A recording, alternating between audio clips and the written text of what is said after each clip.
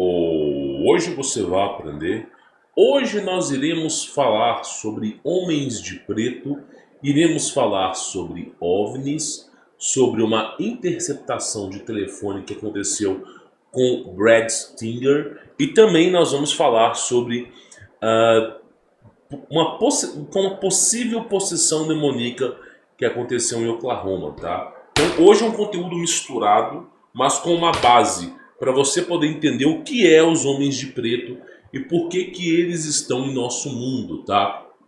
Pois bem, os homens de preto eles são escolhidos a dedo, são os melhores agentes dos Estados Unidos, os melhores agentes da CIA, quando eu falo da SEAL também, tá? Que é um grupo especializado em combater alienígenas, os melhores agentes da Marinha, da Aeronáutica, são sempre os melhores. E todo aquele que participa dos Homens de Preto tem as suas identidades apagadas.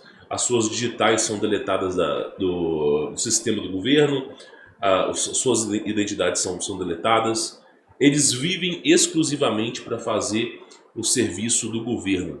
Tudo que tem correlacionado com eles é apagado. E não se sabe se esses caras aposentam, tá? Porque você nunca ouviu falar de um ex-homem de preto. Então, praticamente são pessoas que trabalham para o governo e eles não têm um fio de cabelo. Todos os dias eles têm que ter a cabeça raspada, tirar os fios de cabelo e eu já vou explicar o porquê disso, tá? Compondo o grupo de homens de preto, também não tem somente seres humanos, tem também extraterrestres que se camuflam como seres humanos. Então boa parte dos homens de preto também não são nem humanos, tá? E o que que eles fazem? Eles basicamente investigam tudo aquilo que pode sair do controle. Tudo aquilo que pode gerar uma grande repercussão, que pode fazer com que o sistema seja desmantelado. Eles estão ali para fazer o sistema funcionar, para garantir a completa eficiência do sistema.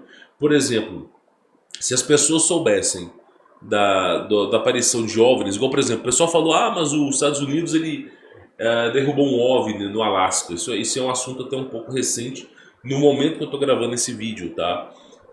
Se tivesse derrubado mesmo um OVNI no Alasca, eles não dariam nenhuma nota às emissoras, mas sim, provavelmente foi derrubado algum tipo de satélite russo ou chinês e eles mudaram um pouco o foco para que as pessoas direcionassem isso para os UFOs, tá? É muito mais difícil de você derrubar uma nave do que você pensa, e muito pelo contrário, tá?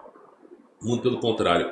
O governo mantém total discrição e sigilo sobre os alienígenas, até porque as pessoas, no momento que está a mente das pessoas, as pessoas iriam surtar se soubessem da existência de OVNIs. Então o governo mantém isso em completo sigilo. E para garantir a integridade humana, que as pessoas elas pensam vagamente que existe um alienígena há tantos bilhões de anos-luz, para garantir essa versão oficial, tem os cumprimentos da lei que vem os homens de preto, que estão acima da lei, na verdade, tá? E por que que eles têm que ter o cabelo raspado, eles têm que ter a cabeça raspada, eles não podem ter um fio de cabelo na cabeça? Porque simplesmente o cabelo, eles são receptores, eles são sinais. O cabelo ele tem um registro histórico da sua vida nos últimos 6 meses, desde aquilo que você comeu, daquilo que você fez. E também o cabelo ele é um receptor. Ele serve como referência, pelo menos no passado, como referência à sabedoria. Então homens que tinham cabelos e barbas mais grandes conseguiam captar essas frequências mais altas. Eu vou fazer um vídeo sobre cabelo e barba para vocês poderem entender, senão vai confundir aqui. Mas basicamente são receptores, hoje em dia não são tão bem utilizados, mas no passado os cabelos tinham um propósito, os cabelos eram vivos e tinham um propósito. Hoje os cabelos são apenas algo decorativo em nosso corpo, tá? Mas antigamente os cabelos eles tinham um certo propósito. Quem que é Brad Stinger? Brad Stinger ele é basicamente um ufólogo até um pouco famoso, que viaja o mundo coletando experimentos, né? Por exemplo, ele teve, por exemplo, no Egito, ele teve nos Maias. Ele sempre é o tipo de pessoa que vai viajando nos lugares e coletando experimento, tá? E baseado nesses experimentos, baseado no que ele vivencia, ele dá palestras nos Estados Unidos inteiro e também no mundo falando sobre OVNIs. Só que isso aconteceu na década de 60, na década de 50, tá? Tem bastante tempo que isso vinha acontecendo. E o curioso fato é que há mais ou menos 50, 60 anos atrás já se existiam os homens de preto. 50 anos atrás não, 80 anos atrás já se existiam homens de preto. Existem relatos de homens de preto até no período medieval, tá? Só para vocês terem mais ou menos uma ideia. Só que, claro, com a roupa adequada daquela época. Então ele fez ele foi um pesquisador de OVNIs, tá? Por mais de 50 anos ele fez pesquisa no campo de OVNIs. Mas o que mais chamou atenção, esse cara aqui, ó, é simplesmente os homens de preto começarem a persegui-lo por aquilo que ele sabia, tá? Começarem felizmente, o caso do Brad Stinger não é o mesmo caso que eu trouxe aqui para trás aqui do outro rapaz que foi dessa para melhor, tá? O Brad Stinger ele simplesmente não descobriu um segredo completamente absurdo da Marinha, né? E veio tornar isso a público. Ele simplesmente fazia pesquisa. Então, teve um momento da vida dele que os homens de preto, alguns anos, né, o perseguiram, e ele relata isso praticamente aí em suas conversas, em suas palestras, tá? E uma das coisas mais interessantes é essas aqui, ó. Olha só, ele estava para fazer uma visita a um amigo numa cidade, e aí ele escutou. Eu falo isso para vocês porque eu já tive o telefone grampeado.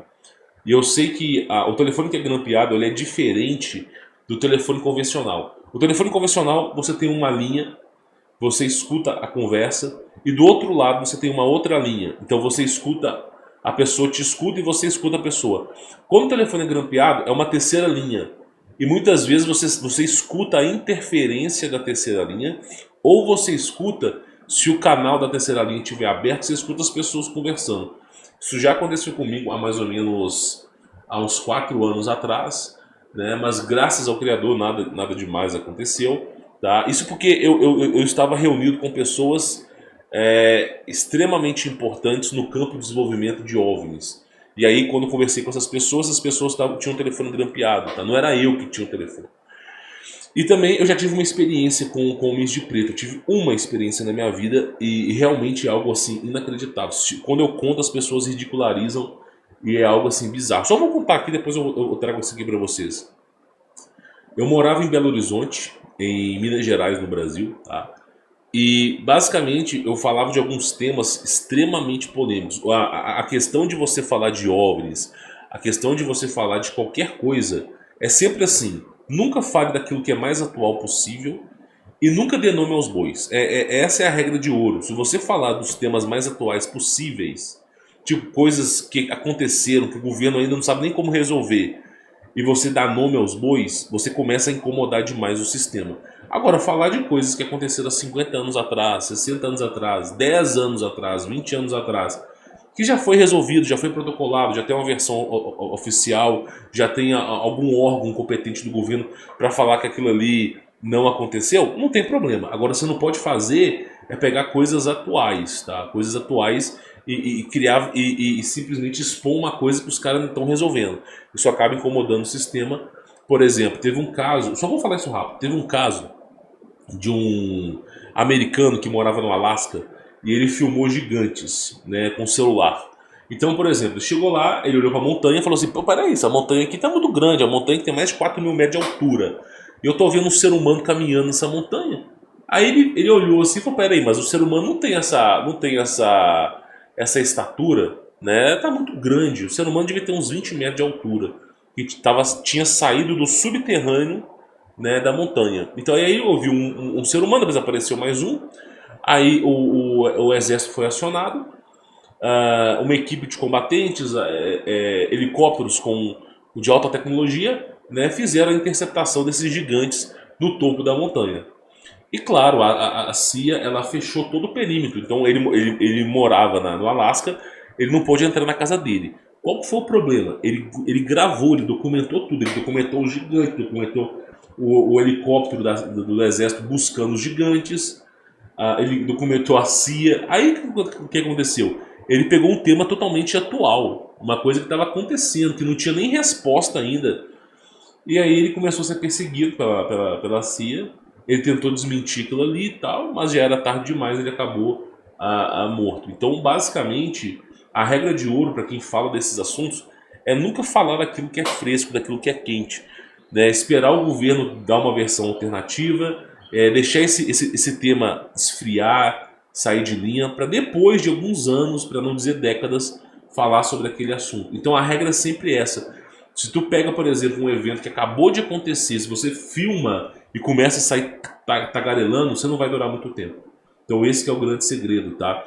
Inclusive, eu conversei com alguns policiais que eram amigos meus na época, e eles falaram, ó, eu já chegou até a ocorrência de uma senhora me ligar da polícia, falando que tinha um ser, um monstro aqui, um ser que não é humano, assolando a vizinhança, né? Isso numa zona rural. A gente chegou a ir no local, mas escutando os barulhos, a gente pensava que tinha alguma coisa ali, mas não podia fazer nada. E isso foi direcionado a um grupo especial de pessoas que ia resolver esse caso. Então, assim, caladinhos, não pode nem fazer no relatório. Então, coisas atuais a gente não pode falar tanto, tá? E no meu caso, eu recebi uma visita, morava em Belo Horizonte, num apartamento, de 2 homens de terno. Eles não tinham nenhum fio, nenhuma barba, nada. Totalmente brancos e magros, né? Como se fossem quase que esqueléticos. Aquele perfil de anime japonês, né? As pessoas extremamente magras. E só falou comigo assim, toma cuidado com aquilo que você fala. Nem tudo que você fala a gente concorda, tá? E não é bom que você fale tantas coisas assim. E aí eu fiquei em choque, não sabia quem que eram, os caras todos de preto. E eles foram embora, não sei nem como é que eles entraram no prédio, né? Beleza, fechei a porta. E depois de uns 5, 6 segundos eu abri a porta, os caras tinham sumido, eles nem desceram a escada. Aí entra aquela questão que eu falei sobre os acessos, né? Sobre os portais e como que esses caras se teletransportam. Os caras se teletransportam literalmente, meu irmão. A tecnologia dos caras é assim, eles vão resolver algum problema, eles se teletransportam até o local. Né? Então é algo assim inacreditável. Só que aqui nós estamos falando da década de 50. Nós estamos falando de MIB, de a criação de agentes secretos, do começo dos MIBs, do começo.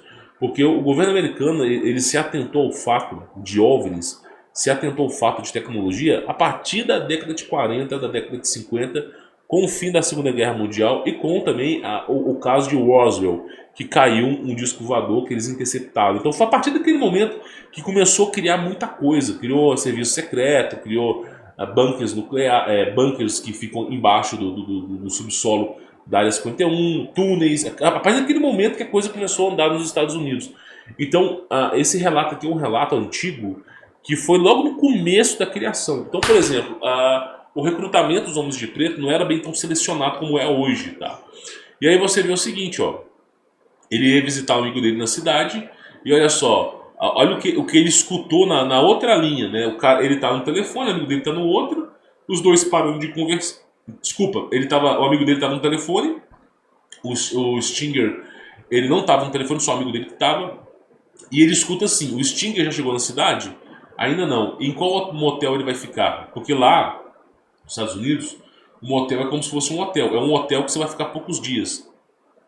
E aí o cara falou o nome do hotel de reserva, tá? Inclusive o Stinger, quando ele foi fazer palestras numa região dos Estados Unidos, a mala dele com todos os documentos sumiram, né? É incrível, só ficou a mala de roupas. E também teve casos que uma pessoa se passou por ele, tá? Quando eu falo Stinger, pessoal, tô falando desse cara aqui, ó.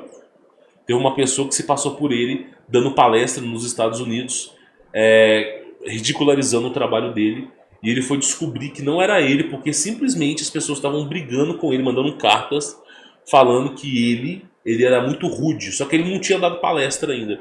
Então teve um período conturbado na história do Stinger, que basicamente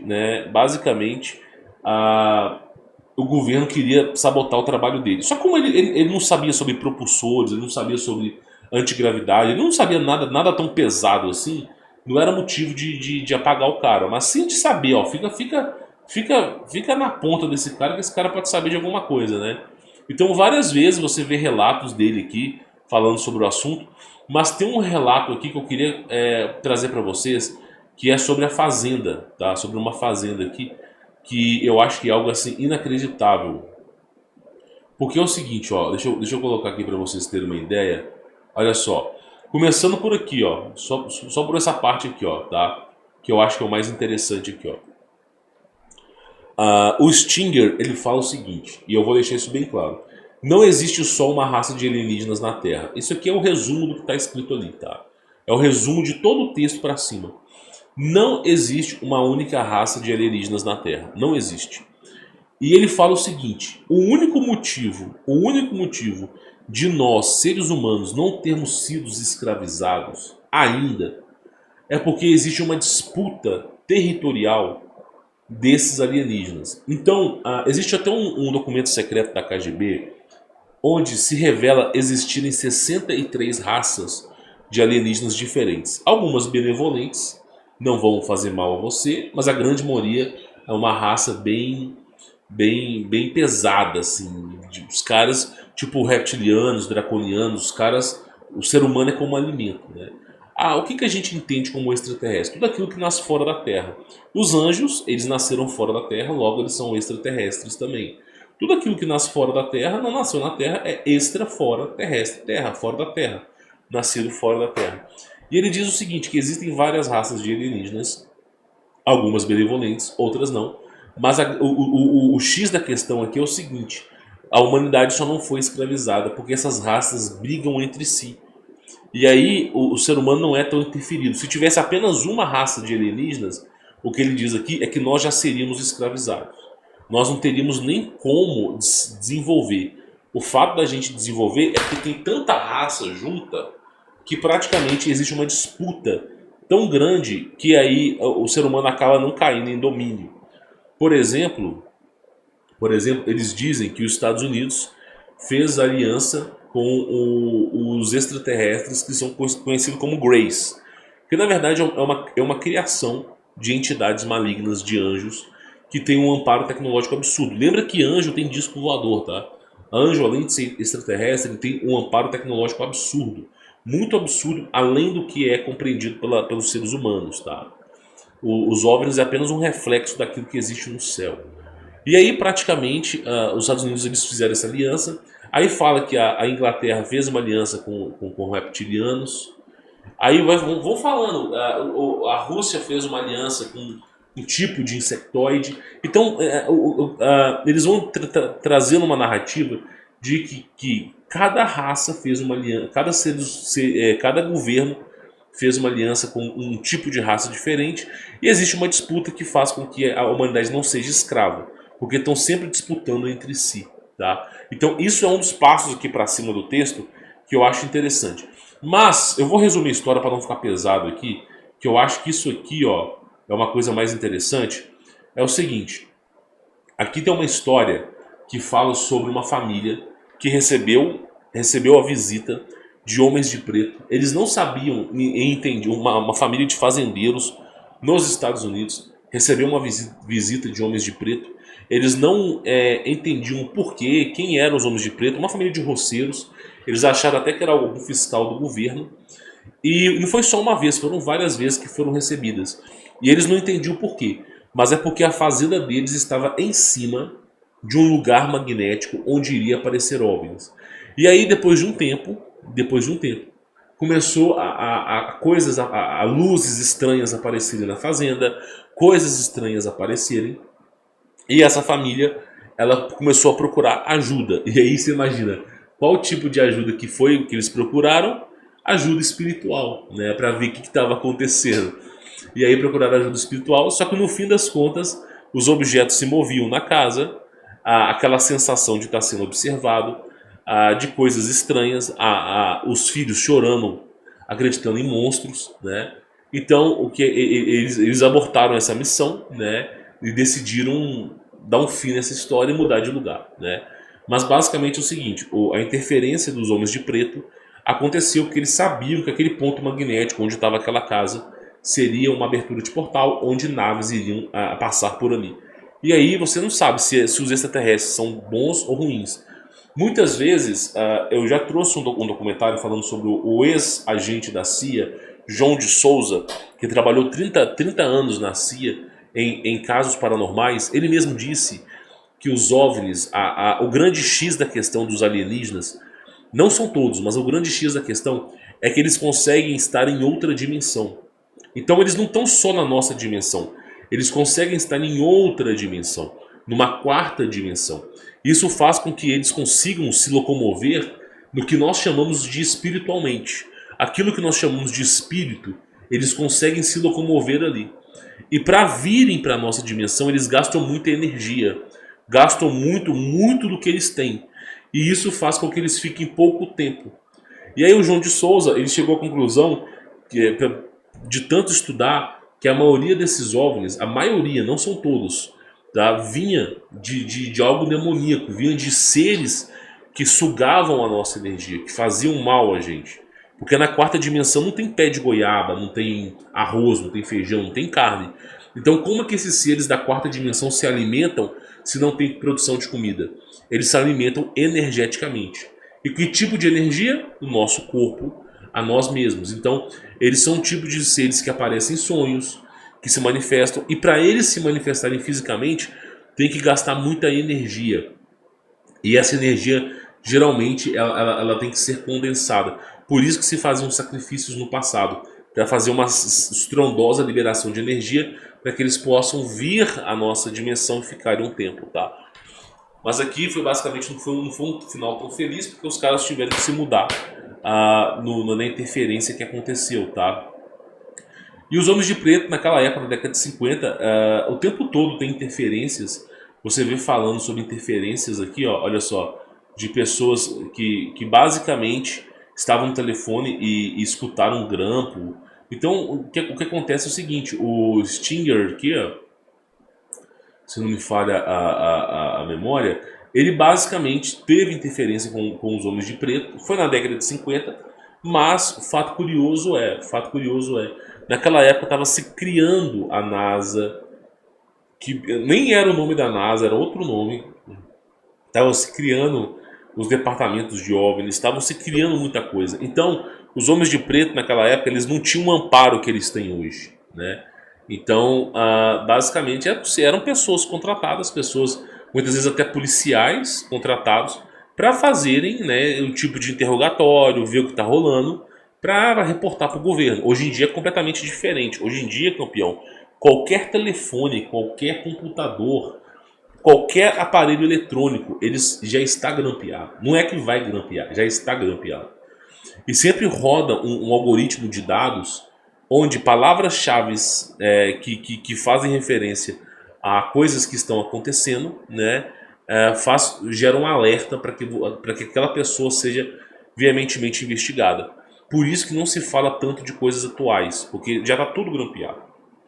Então, assim, o fato do caso dos Homens de Preto da década de 50 foi a criação, foi o começo do governo americano de usar certas pessoas para investigar umas às outras, tá? Tanto é que os Homens de Preto, no período histórico, eram investigadores. Aí passou-se um tempo, a coisa foi se profissionalizando, foi mudando, até chegar ao que é hoje, né? Até chegar em pessoas que contêm dispositivos que apagam a memória, literalmente, dispositivos que apagam a memória. Por exemplo, eu vou dar um exemplo aqui para vocês para a gente poder finalizar esse vídeo, tá? Já teve casos de pessoas que estavam dirigindo um carro, e praticamente essa pessoa ela deveria demorar 8 horas para chegar no local e ela demorou apenas 30 minutos. E ela não se lembra dela ter percorrido toda a distância. Parece que a memória dela foi apagada. E muitas vezes a pessoa ela sofre essa interferência.